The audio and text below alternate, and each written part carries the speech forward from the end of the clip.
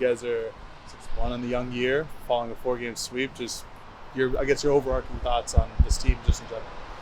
Well, it's Pat Kilkenny's birthday today, so happy birthday, Pat. That's number one. So on his birthday day, he gets the first nod. You indicated our record. That's where we're at. And so you're as good as your record is. And right now, we've got one blemish on that record we wish we could have back. And I'm glad that it's only one. And there's been some negatives and a lot of positives. And so I like where we're at heading into a big weekend. After our last season ended and then after Texas, there was talk about leaving stuff on the table. Is that something that you guys talk a lot about? Is that a theme?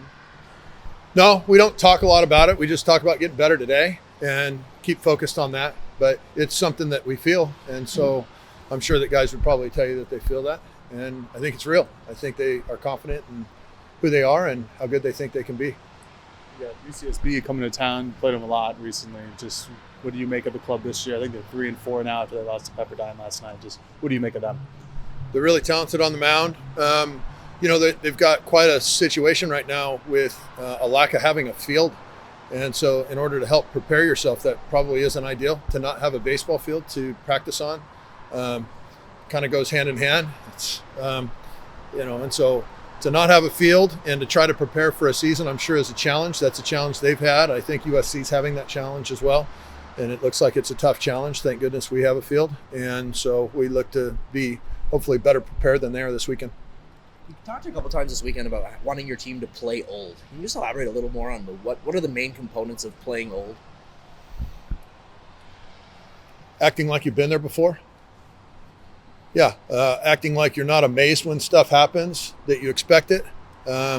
Just there's a way you act in a dugout. There's a way you act on a field. There's a way you act when you're stressed.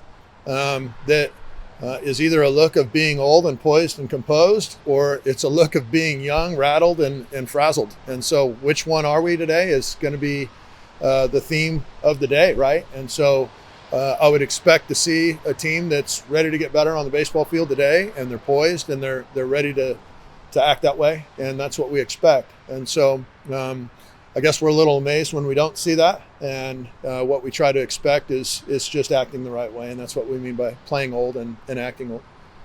How do you want your team to sort of walk that balance between playing old but also celebrating when good things happen?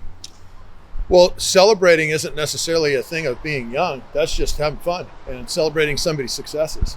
And so it doesn't, we want to have as much fun and lead the country in having fun, because that means you're playing really well and you're having a lot of successes. And so playing old doesn't mean that you can't celebrate. As a matter of fact, you should celebrate all of your teammates' successes and your successes, and we should have a blast with that. That's actually playing old, because realizing that, man, these times are a lot better than a lot of the alternatives that are out there right now in our country is awesome, and we should celebrate the fact that we get to play baseball for our stressful jobs. 2 home runs this week. What did you think from his early season success? He's getting better. He's learning. Again, it's a maturity process with Jacob amongst everybody else. And I thought he had better at-bats this weekend. He didn't nail every one of them, and he'd tell you that, but I think that his weekend was a lot better this weekend in just controlling himself and his emotions. Smith, just where do you see him kind of forecasting in the lineup for us here? He's gone from leadoff down to third. Obviously didn't play Sunday, but just kind of where do you see him fitting in so far? Time will tell. He'll earn whatever he gets, and so wherever he slots in the lineup and however much he and everybody else plays is up to them. I'm just going to pay attention, and whoever's playing the best is going to play, and whatever best formula that there is for the order and the order that they hit or whatever, then we'll do that. You talked last week about hoping to get Dominic Hellman going. Is that something that's going to be kind of in play this weekend? We want to get all of our guys going. It's not focused on one guy. It's focused on a team, and so, whether it's him or whether it's anybody else, the more we can get going in the right direction, the better we'll be. Guys, who is going is Bryce Betcher. Just made 2 highlight reel grabs in center, hitting I think 409 on the year. Just what has been his biggest strength so far this year for you guys? He's playing well right now. He's playing well, and so we know that. So is Jeffrey Hurd. So are others. They're playing well. I'd love it to be as easy as you're going to play well every single day you take the field, and we know that's probably not the case. And so I guess my biggest challenge for Bryce or anybody else is when you're playing well, the guys that are playing really well, what are you going to act like when you're not playing as well as you are right now? And can you lessen the lows? Can you minimize those lows? Make a bad day less bad.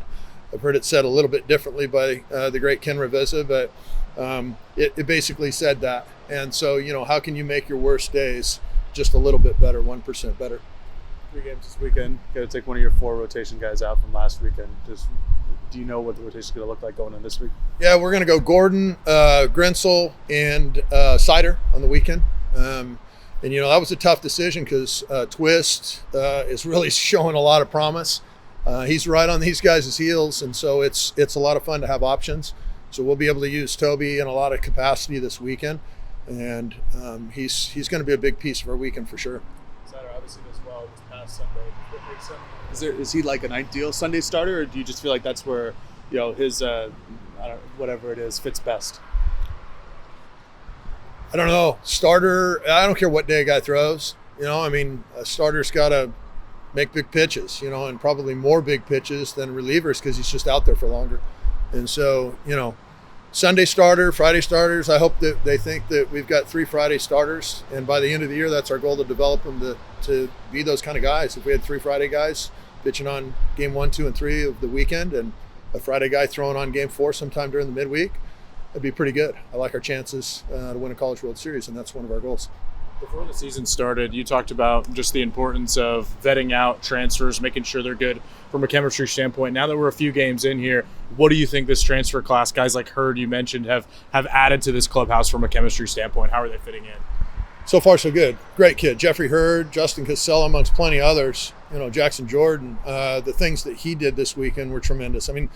It seems like a really good class, and it's still pretty early to be able to put a label on stuff like that, but really good signs so far.